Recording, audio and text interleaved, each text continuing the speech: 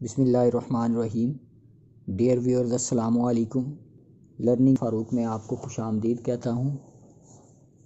आज का ये जो वीडियो है इसमें हम डिस्कस करेंगे कि अपकमिंग जो टेस्ट है इलेक्शन ऑफिसर्स का,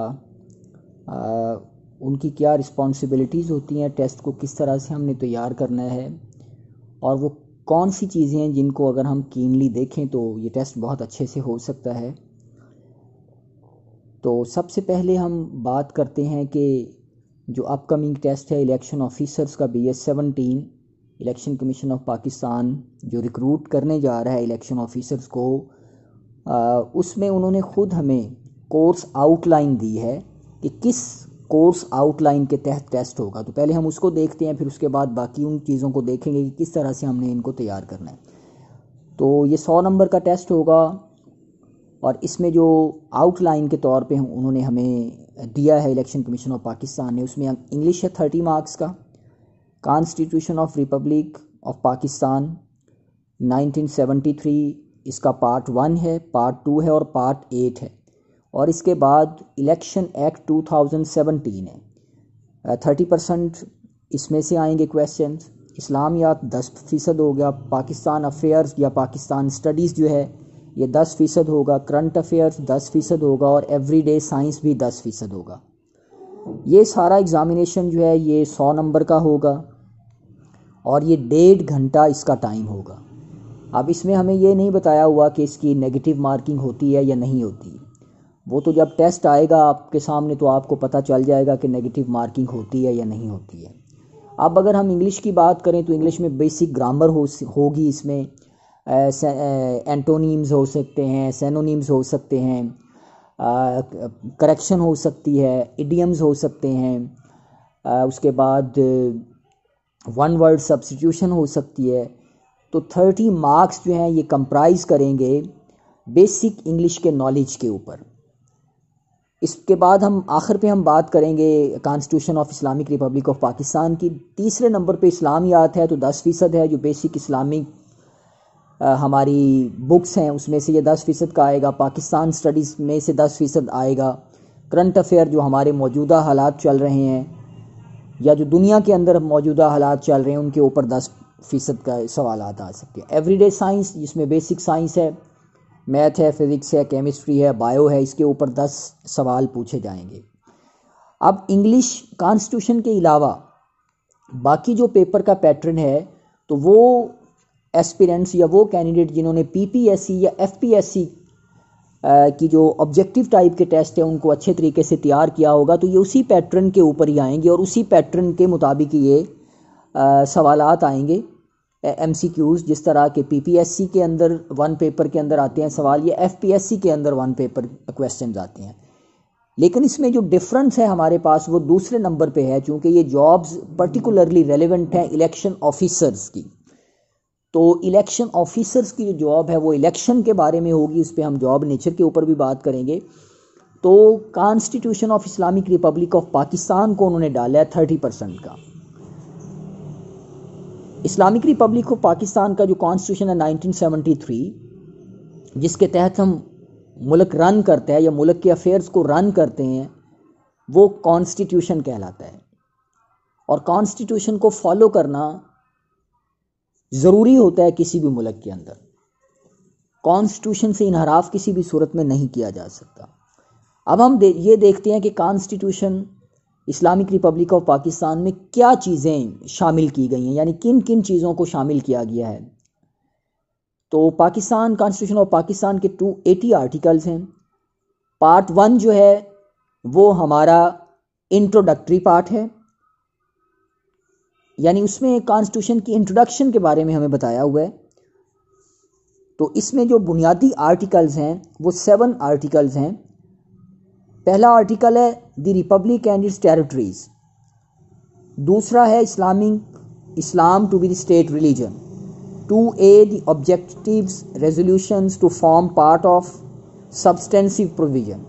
जैसा कि आपको पता है, आपके इल्म में होगा कि जो करारदाद मकासिद ऑब्जेक्टिव रेजोल्यूशन जो पास की गई थी वो आइन का हिस्सा बना दिया गया, यानी वही जो शिकें थी ऑब्जेक्टिव रेजोल्यूशन की, वही शिकें जो हैं या वही जो आर्टिकल्स हैं वो कॉन्स्टिट्यूशन ऑफ पाकिस्तान में डाले गए हैं। एलिमिनेशन ऑफ एक्सप्लॉयटेशन है, right of individuals to be dealt with in accordance with law etcetera, loyalty to state and obedience to constitution and law. Number 6 high treason है। Number 7 fundamental rights and principles of policy है। अब इसमें जो definition of the state है number 7 के ऊपर वो डाला गया है। इसी तरह अगर हम पार्ट 2 की बात करें तो इसमें आर्टिकल 8 यानी फंडामेंटल राइट्स जो हैं, जो हर इंसान को स्टेट एक फंडामेंटल राइट देती है, वो राइट्स जो होते हैं वो हर जो इंडिविजुअल है, उस मुल्क का शहरी है, उसको वो राइट्स हासिल होते हैं। लॉज इनकंसिस्टेंट विद और in derogation of fundamental rights to be void. Security of person है, safeguards as to arrest and detention, right to fair trial है, और बुनियादी वो सारी चीज़ें, राइट टू मूवमेंट है, असम्बली है, एसोसिएशन है, ट्रेड बिजनेस और प्रोफेशन है, राइट फ्रीडम ऑफ स्पीच है, राइट टू स्पीच है, राइट टू इंफॉर्मेशन है, इक्वलिटी ऑफ सिटीजन्स है। ये 8 से लेके 28 तक जो है, preservation of language, script and culture है। तो ये फंडामेंटल राइट्स के अंदर जो चैप्टर नंबर 1 है उसमें फंडामेंटल राइट्स को बयान किया गया कि ये राइट्स जो हैं, ये जो स्टेट के सिटीजन्स होते हैं उनको मिलने चाहिए या स्टेट उनको देती है। फिर चैप्टर नंबर 2 के ऊपर प्रिंसिपल्स ऑफ पॉलिसी है। Principles of policy, responsibility with respect to principles of policy, Islamic way of life, promotion of local government institutions, parochial and other similar prejudices to be discouraged, full participation of women in national life, protection of family etc., protection of minorities, promotion of social justice and eradication of social evils, promotion of social and economic well-being of people, participation of people in armed forces, strengthening bond with the Muslim world and promoting international peace। इसके बाद part number 8 शामिल किया गया है। जो part number 8 है वो बुनियादी तौर पर इलेक्शन कमीशन के बारे में है। अब मैं यहाँ पर ये चीज़ बताता चलूँ कि 218 जो आर्टिकल है यहाँ पर, ये इलेक्शन कमीशन के बारे में है कि इलेक्शन कमीशन का काम क्या होता है, इलेक्शन कमीशन ने किस तरह से फंक्शन करना होता है। तो किसी भी मुल्क में जो इलेक्शन कमीशन होता है, इसका काम ये होता है लॉ के मुताबिक फेयर और फ्री इलेक्शंस करवाने, जिसके ऊपर किसी भी किस्म का जो कैंडिडेट्स हैं उनको एतराज़ ना हो, शफाफ इलेक्शन करवाने, ताकि लोगों से जो शफाफ इलेक्शन के तहत जो नुमाइंदे सामने आए वो गवर्नमेंट को रन करें, वो पीपल के जो रिप्रेजेंटेटिव होते हैं वही गवर्नमेंट का हिस्सा बन के फिर पूरे मुल्क को वो रन करें। तो इसमें 213 का जो आर्टिकल है वो चीफ़ इलेक्शन कमिश्नर के बारे में है कि चीफ़ इलेक्शन कमिश्नर की क्या रिस्पॉन्सिबिलिटीज़ होती हैं, किस तरह से उसको अपॉइंट किया जाता है, उसकी दौरानिया कितना होता है, उसका ओथ किस तरह से लिया जाता है, ये मैंने आपको बता दिया। टर्म ऑफ ऑफिस कितनी होती है, commissioner and members not hold office of profit, acting commissioner है, इलेक्शन कमीशन है, ड्यूटीज़ ऑफ कमीशन है, executive authorities to assist commission ETC, officers and servant हैं कमीशन के, जिसके तहत 221 के तहत अभी जो ऑफिसर्स लगेंगे तो अपनी जो ड्यूटीज़ हैं ये 221 के तहत और 219 के तहत जो है ना सर अंजाम देंगे। उसके बाद चैप्टर 2 जो है electoral laws and conduct of elections, जो पहले हैं 213 से 221 तक वो इलेक्शन कमीशन के बारे में है और इलेक्शन कमीशन किस तरह से रेगुलेट करता है। फिर आगे उस इलेक्शन कमीशन की ड्यूटीज़ क्या है। इलेक्टोरल लॉज है, bar against double membership, time of election and by elections, resolution of committee और election commission, election dispute, elections by secret ballot. आजकल एक और भी मामला जो है ज़ेरे बहस आया हुआ है कि ओपन बैलेटिंग के ज़रिए जो सेनेट के इलेक्शन है इनको करवाया जाए, तो इसमें से भी हो सकता है करंट अफेयर के बारे में सवाल आ जाएं। अब मामला ये है कि इलेक्शन ऑफिसर्स की जॉब के लिए हमारा जो कॉन्स्टिट्यूशन का पार्ट है या जो इलेक्शन एक्ट 2017 का पार्ट है, इसको किस तरह से तैयार करना है। तो मैं यहाँ पर आपसे ये कहूँगा कि कॉन्स्टिट्यूशन ऑफ पाकिस्तान टेक्निकल चीज़ है, इसको आप बार बार पढ़ेंगे, इनके आर्टिकल्स को जब आप बार बार पढ़ेंगे तो आपको समझ आना शुरू हो जाएगी या किस तरह से। और आप इसमें किसी जो माहिर वकील है उसकी भी ले सकते हैं, मदद ले सकते हैं, क्योंकि जो कानूनी नुक्ता नज़र जो चीज़ें होती हैं या कानूनी जो नुकात होते हैं उनको समझने के लिए किसी की हेल्प की होती है ज़रूरत तो उसमें आप ले सकते हैं, किसी लॉयर की मदद ले सकते हैं, या वो बंदा जो कॉन्स्टिट्यूशन को समझता है या एक्ट को समझता है कि एक्ट किस तरह से होता है। हर एक्ट की एक ख़ास नेचर होती है जिसमें प्रियम्बल होता है, फिर उसके बाद उसके आर्टिकल्स होते हैं, ड्यूटीज़ होती हैं लोगों की। ये उस एक्ट की नेचर के ऊपर होता है कि वो किस तरह का एक्ट है। तो जो ये वाला हिस्सा है इसमें आपको मेहनत की ज़रूरत करना पड़ेगी।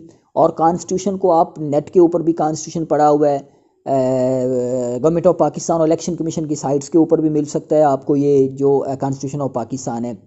बाकी मैंने आपको बताया है कि जो 30% की इंग्लिश है, 10% इस्लामियात का है, 10% पाकिस्तान स्टडीज़ का, 10% करंट अफेयर का है और 10% एवरीडे साइंस का, कि उनको वो वही तरीक़ाकार जो PPSC की तैयारी का तरीक़ाकार है वही आपने रखना है। मैं आपको डिस्क्रिप्शन में लिंक भी दे दूंगा, उसके ऊपर एक मुकम्मल वीडियो है कि GK का पेपर जो है, जनरल नॉलेज का पेपर जो है PPSC का, उसको हम किस तरह से तैयार करेंगे।